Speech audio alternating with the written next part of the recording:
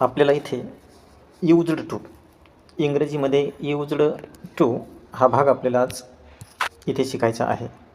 तर मित्रांनो, used to वाक्यामध्ये वापरत असताना एकदम सोपी पद्धत आहे.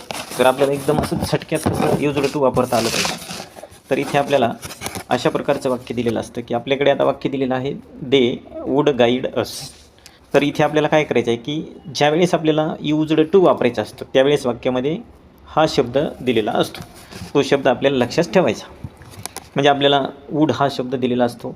मग आपल्याला काय करायचे की दे वूडच्या ऐवजी आपल्याला काय वापरायचं आहे, यूज्ड टू वापरायचं आहे. यूज्ड टू आणि उर्वरित वाक्य जसे असतं तसं गाईड अस, गाईड अस हे झालं आपलं उत्तर.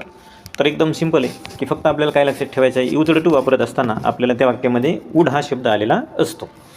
यानंतर आपण दुसरं वाक्य पाहू की आपल्याला दुसऱ्या वाक्यामध्ये काय दिलेलं आहे. इथे वूड हा शब्द आलेला आहे. मग आपल्याला माहिती आहे की आता वूडच्या ऐवजी आपल्याला यूज्ड टू वापरायचे आहे. मग आपण असं लिहू जशाच तसंच, माय मदर वूडच्या ऐवजी यूज्ड टू, उर्वरित वाक्य जशाच तसं, लेफ्ट मी आणि अप हे आपण जशाच तसं वाक्य लिहिलं. त्यानंतर आता आपल्याला तिसरं वाक्य दिलेलं आहे. मग आता तिसरं वाक्य थोडं या दोन वाक्यापेक्षा वेगळं आहे, कारण या दोन्हीमध्ये आपल्याला वूड हा शब्द आलेला होता. तर इथे आपल्याला वूड हा शब्द आलेला नाही.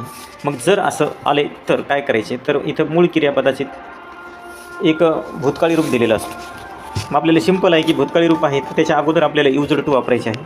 आणि म्हणजेच ही यूज्ड टू, त्यानंतर प्लेडचं पहिलं रूप घ्यायचं, प्ले, आणि उर्वरित वाक्य जशाच तसं, क्रिकेटला क्रिकेट. तर आपल्याला अशी रचना करायची आहे. एकदम सोप्या पद्धतीने आपल्याला यूज्ड टू वाक्यामध्ये कसं वापरतात हे आता आपल्याला समजलेलं असेल. आणि अशाच नवनवीन आयडियाजसाठी चॅनलला सबस्क्राईब करायला विसरू नका. धन्यवाद.